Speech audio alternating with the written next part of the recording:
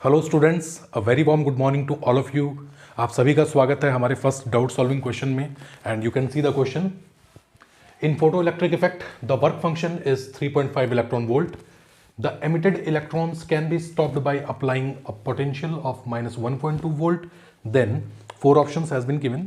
The energy of the incident photon is 4.7 electron volt. मैं आपके सामने आगे होऊंगा तो मे भी नजर नहीं आ रहा होगा।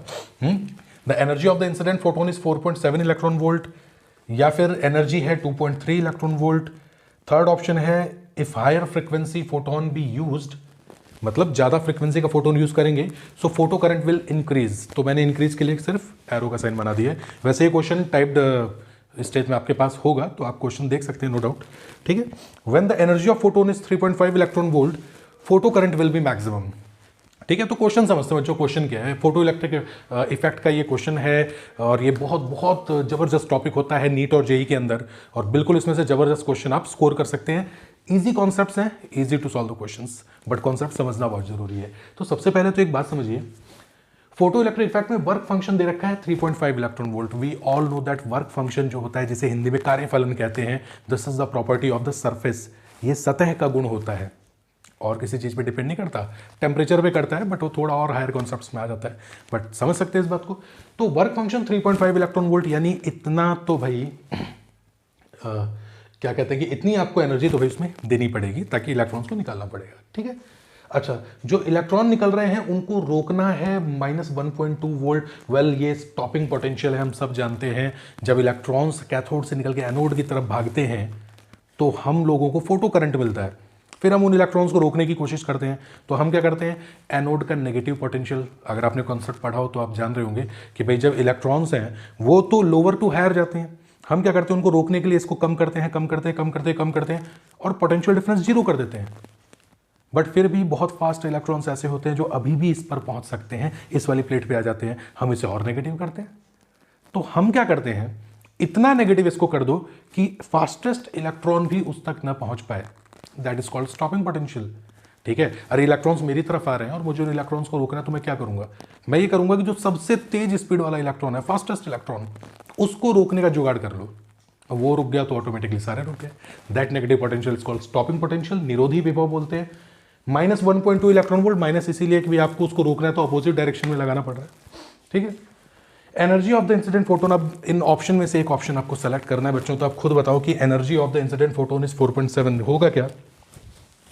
चलिए, one of the finest equation 1905 में अल्बर्ट आइंस्टाइन साहब ने दिया था, और ये इक्वेशन है h nu is equal to phi naught plus K maximum. बच्चों, ये सबसे टॉप लेयर जो होता है ना सरफेस का, सिर्फ उसी के लिए वैलिड है। ठीक है, जब आप और डिटेल में कॉन्सेप्ट पढ़ेंगे तो आपको चीजें समझ में आएंगी। अच्छा, ये है एनर्जी ऑफ फोटोन, आप डायरेक्टली एनर्जी लिख सकते हैं। ये है जो एनर्जी लेके आया, कुछ हिस्सा वर्क फंक्शन में चला गया और जो बचा that was directly transfer to the electrons in their maximum kinetic energy. ठीक है, अच्छा, अब बात ये है कि यार the energy of the incident photon is 4.7 electron volt, यानी एनर्जी, तो ये कंबाइंडली 4.7। अब आप थोड़ा समझना इस बात को कि भाई होगा कि नहीं। यहां पे लिख रहा हूं 4.7, ये ध्यान रखना इलेक्ट्रॉन वोल्ट है, ये यूनिट्स बड़ा दिमाग में रख लेना भाई एग्जाम में। 4.7 is equal to phi naught, यानी कि वर्क फंक्शन ये हो गया 3.5 के मैक्सिमम। तो बच्चों देखो, इस क्वेश्चन को थोड़ा मैं यहाँ सॉल्व कर देता हूँ। के मैक्सिमम का जो फॉर्मूला होता है वो ई वी नॉट के बराबर होता है। K maximum equal to E V naught, ये यहाँ पोटेंशियल। अब सिंपल सी बात है, एनर्जी बनाना है तो इलेक्ट्रॉन वोल्ट बना दिया। ठीक है, अच्छा, तो 3.5 प्लस ई वी नॉट। अब ई वी नॉट यानी कि अपना देखो, ई तो है ही है और पोटेंशियल 1.2 है, तो ये हो जाएगा 1.2। वो मक्के बेचने वाला है, उसको इसी समय मिलता है, जब मैं पढ़ाता हूँ उसी समय पे भाई आता है, पर वो भी क्या करे, उसको भी ज़रूरत है यार काम करने की, ओबियस सी बात है। ठीक है, तो वो अपना काम कर रहा है, हम अपना काम करते हैं। 4.7 = 3.5 प्लस 1.2, ये दोनों मिला के बराबर है क्या? बिल्कुल, दोनों बिल्कुल बराबर है। 3.5 प्लस 1.2 कर दो, 4.7 इलेक्ट्रॉन वोल्ट। इसका मतलब ये हुआ कि भाई एनर्जी ऑफ इंसिडेंट फोटोन जो है वो 4.7 इलेक्ट्रॉन वोल्ट है। बच्चों, एग्जाम में इतना टाइम आपको नहीं मिलेगा करने में। आपको करना क्या है, डायरेक्टली देखो यार कि वर्क फंक्शन दे दिया, ठीक है। स्टॉपिंग पोटेंशियल 1.2 वोल्ट है, ई इसमें मल्टीप्लाई करो, 3.5 और 1.2 जोड़ोगे। अब कई बच्चे दिमाग लगा रहे होंगे कि सर यहाँ पे तो नेगेटिव है, तो आपने माइनस करना था यहाँ पे। अरे थोड़ा सोचो यार, दिमाग लगाओ, कॉन्सेप्ट लगाओ। आप यहाँ पर प्लस है, अरे जो एनर्जी लेके जाएगा उस एनर्जी का कुछ हिस्सा वर्क फंक्शन में बटेगा, कुछ हिस्सा मैक्सिमम काइनेटिक एनर्जी में। तो इसके रोकने के लिए ही तो स्टॉपिंग पोटेंशियल आता है, तो जितना वो होगा, या आप ये समझिए कि एक दफ़ा और माइनस कर दिया जिससे कि ये प्लस में आ गया। ठीक है, एक बात ध्यान में रखना, ये सिर्फ अपर लेयर इलेक्ट्रॉन के लिए है, डेप्थ वाले इलेक्ट्रॉन के लिए बिल्कुल नहीं है। डेप्थ वाले इलेक्ट्रॉन के लिए यहाँ पे एक्स्ट्रा एनर्जी भी लॉस होगा कुछ। ठीक है, तो ये हो गया। अच्छा, ये बाकी ऑप्शन गलत क्यों है आपको बता देता हूँ। If you are for preparing for NEET exam, तो आपको जब पता लग गया कि पहला आंसर करेक्ट है तो बाकी सबके सब गलत है। और अगर नहीं पता तो मैं और डिटेल में आपको बता देता हूँ। The energy of the incident photon is 2.3, हो ही नहीं सकता, तो भैया ये तो हो गया गलत। ठीक है, और उसके बाद में इफ हायर फ्रिक्वेंसी फोटोन भी यूज्ड फोटो करंट इंक्रीजेज। अरे फ्रिक्वेंसी बढ़ाने से, यानी आवृत्ति बढ़ाने से क्या प्रकाश विद्युत धारा बढ़ती है? क्या फोटो करंट बढ़ता है? नहीं बढ़ता, कोई फर्क नहीं पड़ता। बस इस बात को दिमाग में बहुत अच्छे से बैठा लेना, जब फ्रिक्वेंसी बढ़ाई जाती है ना, जब फ्रिक्वेंसी बढ़ती है तो थोड़ा सा फोटो करंट बढ़ता है। और ऐसा इसलिए होता है कि जब आप बहुत बढ़िया से इसका कॉन्सेप्ट समझेंगे आप, या कभी मैं आपको पढ़ाऊंगा तो आप समझेंगे इसको, कि भाई जो इलेक्ट्रॉन्स डेप्थ वाले होते हैं ना, जो पहले नहीं निकल पा रहे होते, वो फ्रिक्वेंसी बढ़ने की वजह से और एनर्जी वाला फोटोन गटकने की वजह से इस बार ज़्यादा एनर्जी लेते हैं। और हो सकता है कि पहले जो अपनी एनर्जी खत्म कर देते थे ऊपर जाते जाते, अब वो और एनर्जी लेके पार कर जाएं बैरिकेड को, तो कुछ फोटो करंट बढ़ जाता है। बट अगर ये ऑप्शन में हो तो ठीक है, नहीं हो तो यही मानिए कि भैया फ्रिक्वेंसी से फोटो करंट पे कोई फर्क नहीं पड़ता। ठीक है, fourth option, when the energy of photon is 3.5 electron volt photo current will be maximum. जरा सोचो भैया, एनर्जी यहाँ पे तुम 3.5 कर दोगे तो खुद सोचो, पूरा का पूरा वर्क फंक्शन के बराबर तो आपने एनर्जी दे दी, फोटो करंट कहाँ से मैक्सिमम होगा? अरे वर्क फंक्शन के बराबर एनर्जी दी है, इलेक्ट्रॉन निकलेगा क्या? इलेक्ट्रॉन बैरिकेड से तोड़ेगा, क्यों? क्योंकि वर्क फंक्शन जितना दिया है उतना तो वो इलेक्ट्रॉन निकला। बट जरा सोचो बच्चों, जब सरफेस से इलेक्ट्रॉन बाहर निकलता है तो surface automatically acquires positive charge. When electron leaves some surface, तो उस बॉडी में डेफिशिएंसी ऑफ इलेक्ट्रॉन हो जाती है। इलेक्ट्रॉन निकला, सरफेस ने पॉजिटिव चार्ज, उसने वापस इलेक्ट्रॉन को पकड़ लिया, तो कुछ और एनर्जी देनी पड़ती है। तो फोटो करंट मिनिमम होगा, या फिर मान के चलो ना के बराबर होगा। ठीक है, या कुछ इलेक्ट्रॉन ऐसे लकी इलेक्ट्रॉन रहे जो निकल गए हाथ से, तो I can't say about that. खैर, this is the most suitable answer. Hope I answered your question. Okay, hope your question is answered. So let's move to the second question. So students, in this question all we need to calculate is threshold wavelength. Threshold wavelength का मतलब क्या होता है, क्या concept क्या होता है threshold wavelength? देखिए, सबसे पहले आपको समझना पड़ेगा व्हाट इज थ्रेशोल्ड फ्रीक्वेंसी। दहलीज आवृत्ति, देहली आवृत्ति बोलते हैं इसे, देहली तरंग दैर्ध्य बोलते हैं। Threshold frequency, the frequency below which photo electric effect is not possible, and threshold wavelength is the wavelength above which photo electric effect is not possible. अब ये तो डेफिनेशन की बात हुई बच्चों। बात ये है कि यार वेवलेंथ जो है वो फ्रीक्वेंसी के अपोजिट है। फ्रीक्वेंसी जब भी बोलो तुम एनर्जी समझो। अब तुम फोटोन मारोगे, इलेक्ट्रॉन निकालना है ना। अब यार फोटोन मारते हैं, अब इतना कम एनर्जी का फोटोन दोगे, आप खुद सोचो, इलेक्ट्रॉन क्या ऐसे फ्री थोड़ी है सरफेस से कि भैया मैं बाहर निकल ही जाऊंगा। सरफेस से बाहर निकलेगा, सरफेस पे पॉजिटिव चार्ज आएगा, वो वापस उसको खींचेगा, तो आपको कुछ एनर्जी देना पड़ेगा। तो उसका जो वर्क फंक्शन है, सरफेस जितनी रिश्वत लेता है आपसे उस इलेक्ट्रॉन को छोड़ने की, तो यार उसके बराबर तो देना पड़ेगा। तो वो होती है हमारी थ्रेशोल्ड फ्रीक्वेंसी। उससे कम फ्रीक्वेंसी दोगे तो काम नहीं चलेगा, है ना। और तो थ्रेशोल्ड वेवलेंथ उसी का जस्ट अपोजिट है। मैक्सिमम वेवलेंथ जहां तक फोटो इलेक्ट्रिक एमिशन पॉसिबल है, और वेवलेंथ बढ़ा दोगे फोटो इलेक्ट्रिक इफेक्ट पॉसिबल नहीं है। अरे और वेवलेंथ बढ़ा दोगे मतलब फ्रीक्वेंसी कम कर दोगे, मतलब एनर्जी कम कर दोगे। समझ पा रहे हो ना। तो जब भी ये समझना है, फ्रीक्वेंसी समझिए। क्लियर हो रहा है? अच्छा, अब इसको कैलकुलेट कैसे करना है, स्टॉपिंग पोटेंशियल, और ये ग्राफ आपको दे रखा है बच्चों। जरा सा भी अगर आपने कॉन्सेप्ट पढ़ा है तो ये it will be very very clear to you कि देखो यहां पर ये ग्राफ रुक जाता है। क्यों? देखो शुरू में फ्रीक्वेंसी मान लीजिए 4 है, 4 से फ्रीक्वेंसी बढ़ी, फ्रीक्वेंसी बढ़ी, फ्रीक्वेंसी बढ़ी, स्टॉपिंग पोटेंशियल नहीं बढ़ा। स्टॉपिंग पोटेंशियल कैसे बढ़ता है, रुकिए मैं आपको लिख के दिखाता हूँ इसको बढ़िया तरीके से एकदम।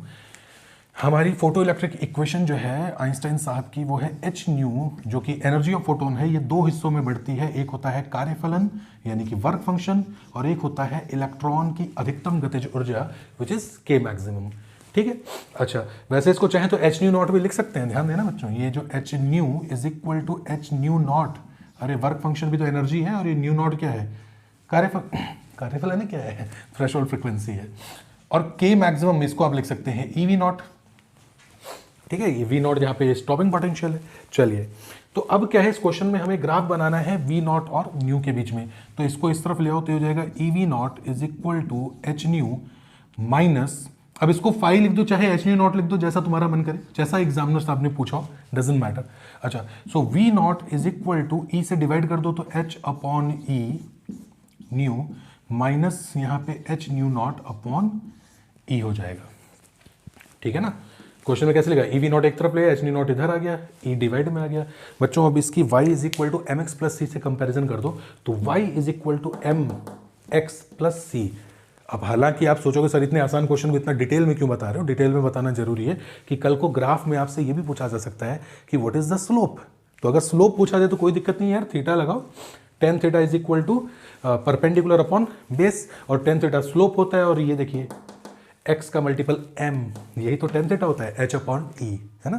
खैर, इस क्वेश्चन में जो निकालना है वो मैं तुम्हें बहुत आसानी से बता सकता हूँ। कैसे बच्चों, कॉमन सेंस का इस्तेमाल करेंगे भाई। अगर जरा सा इस पॉइंट से ही हमें स्टॉपिंग पोटेंशियल की जरूरत पड़ रही है, स्टॉपिंग पोटेंशियल मतलब उस पोटेंशियल पे जब आते वाले इलेक्ट्रॉन को रोकना है, तो अगर मुझे आने वाली किसी चीज़ को रोकने के लिए कुछ करना पड़ रहा है तो सबसे पहले we will have to accept की प्रॉब्लम है कि कुछ आ रहा है, और कुछ आ क्या रहा है, इलेक्ट्रॉन आ रहे हैं। और इलेक्ट्रॉन कब आएंगे, जब आप थ्रेशोल्ड फ्रीक्वेंसी से ज़्यादा फ्रीक्वेंसी दोगे, तभी तो 5 के आगे बढ़ रही है। समझ रहे हो पूरा कॉन्सेप्ट। तो this is the threshold frequency, but frequency के साथ 10 की पावर 14 भी है। तो nu naught is equal to 5 into 10 की पावर 14 हर्ट्ज, ठीक है। आई होप आपको क्लियर नजर आ रहा होगा। और फॉर्मूला हमारे पास जिंदाबाद है जी, हमेशा फॉर्मूला हमारे पास होता है nu naught is equal to C upon lambda naught. C होता है स्पीड ऑफ लाइट, तो lambda naught is equal to C upon nu naught. Speed of light कितना हो जाए, 3 into 10 to power 8 upon nu naught जो है वो है 5 इंटू 10 पावर 14 हर्ट्ज। अगर आप इसको ठीक से कैलकुलेट करेंगे तो 0.6 के टर्म्स में आंसर आएगा, बट ऑप्शन अगर आप ध्यान से देखें तो आपको 6000 into 10 power minus 10 which is called 6000 angstrom में आपको मिलेगा। बच्चों कैलकुलेट कर लेना, it is very very easy. वह पॉइंट जो आएगा, बट ऑप्शन क्या है कि 0.6 तो आंसर में है नहीं ना, तो आप जो पॉइंट को खिसकाते जाओगे 10 की पावर माइनस बढ़ाते जाओगे, so you will get 6000 angstrom, ठीक है। Hope this answered your question. So let's move to the third. If we have to find out the correct answer, first we should know what is the correct relation between maximum kinetic energy of emitted electrons with the frequency of incident photon. Guys, well, photoelectric equation we all know that, तो यहाँ मैं लिख देता हूँ, I hope ये आपको नजर आ रहा होगा। सो h nu which is the energy of incident photon divided in two parts, this is work function and this is maximum kinetic energy of liberated electrons, ठीक है। इस एनर्जी का फोटोन गिरता है, ये वर्क फंक्शन है सरफेस का, surface जितना रिश्वत लेता है इलेक्ट्रॉन छोड़ने की, एक्चुअली ये वो एनर्जी है जो सरफेस भाई साहब जो है जब इलेक्ट्रॉन छोड़ता है तो वो ऑटोमेटिकली उसके गम में पॉजिटिव हो जाते हैं, माइनस निकलता है तो पॉजिटिव हो जाते हो, पॉजिटिव होते हैं तो उसको वापस खींच लेते हैं। तो इतनी एनर्जी उनको देनी पड़ती है उनके उस आकर्षण से मुक्त होने के लिए, आज़ाद होने के लिए। Okay, so this is the work function, और जितना रिमेनिंग एनर्जी है that is converted into maximum kinetic energy of electrons. Alright, अब बात क्या थी कि यार हमें ग्राफ किसमें चाहिए, मैक्सिमम काइनेटिक एनर्जी। तो देखो के मैक्सिमम को ई के लिखा है, तो मैं इसको ऐसे भी लिख सकता हूँ, इसको ई के लिख देता हूँ। अच्छा, यहाँ ये वाई एक्सेस पे है, ये एक्स एक्सेस पे फ्रिक्वेंसी है, तो मैं एक काम करता हूँ, के मैक्सिमम को ई के लिख देता हूँ और ई के को इस साइड में लिख देता हूँ। तो ई के ये इस साइड में माइनस का हो जाएगा, तो ये हो जाएगा एच न्यू माइनस फाई, ठीक है, या फाई नॉट, जैसा आपको समझ में उचित लगे, कोई दिक्कत नहीं है, ठीक है। अच्छा, नाउ अब ये ग्राफ को जो अगर आप देखें, straight line equation, I hope you guys are familiar with straight line equation. तो स्ट्रेट लाइन इक्वेशन जो होती है वो होती है y is equal to M X plus C. तो अगर आप कंपैरिजन करेंगे तो ध्यान रखना ये x का जो प्रोडक्ट मल्टीपल है यही तो होता है स्लोप। तो स्लोप जो है वो h है, इस क्वेश्चन में स्लोप भी पूछा जा सकता था, ठीक है। और intercept at y axis is c, और c की वैल्यू जो है वो माइनस फाई नॉट है, नेगेटिव में आ रहा है। इसका मतलब कि y एक्सिस पे जो इंटरसेप्ट है वो नेगेटिव में जाएगा, यानी कि देखो ये तो पॉसिबल ही नहीं है, क्योंकि यहाँ देखो c जो है ये पॉजिटिव, यू नो ओरिजिन से ऊपर जा रहा है, पॉजिटिव है, c जबकि नेगेटिव आना चाहिए, नहीं हो सकता। यहाँ पे c जीरो है, ठीक है, जीरो क्यों है भी, ये तो ओरिजिन से पास हो रहा है, तो भैया ये भी ऑप्शन नॉट पॉसिबल, ठीक है। यहाँ पे फिर से सी पॉजिटिव है यार, ये भी पॉसिबल नहीं है क्योंकि ये 0 से ऊपर जा रहा है, नहीं चलेगा। लेकिन ये देखिए, ये जो है अगर आप इसको नेगेटिव में बढ़ा देंगे तो ये नेगेटिव पे सी की वैल्यू जा रहा है, ठीक है, तो this is going to the negative. तो इसलिए ये वाला ऑप्शन हमारा पॉसिबल है और पॉसिबल के साथ बिल्कुल करेक्ट भी है। इसलिए अब आप देखिए, ये न्यू नॉट है, यानी ये हमारे पास है थ्रेशोल्ड फ्रिक्वेंसी, ठीक है ना। अरे जो वर्क फंक्शन ये जो है ना हमारा, इसी के साथ एच न्यू नॉट कर सकते हैं हम। यहां से यहां तक फ्रिक्वेंसी बढ़ी, frequency was continuously increasing, even if the frequency was increasing even there was no photo electric current. मतलब कि भाई अगर फ्रीक्वेंसी बढ़ेगी तो फोटो इलेक्ट्रिक करंट नहीं है। क्यों? क्योंकि थ्रेशोल्ड फ्रीक्वेंसी तक तो पहुंचे ही नहीं। इससे पहले जितनी भी एनर्जी आपने दी, फ्रीक्वेंसी बोलो आप एनर्जी समझिए, ठीक है ना, कि भाई इससे पहले जितनी एनर्जी दी वो ना काफ़ी थी इलेक्ट्रॉन्स को निकालने के लिए। तो I hope this answered your question guys, ठीक है। तो फिर हम लोग मुलाकात करते हैं किसी और टॉपिक में। Thank you.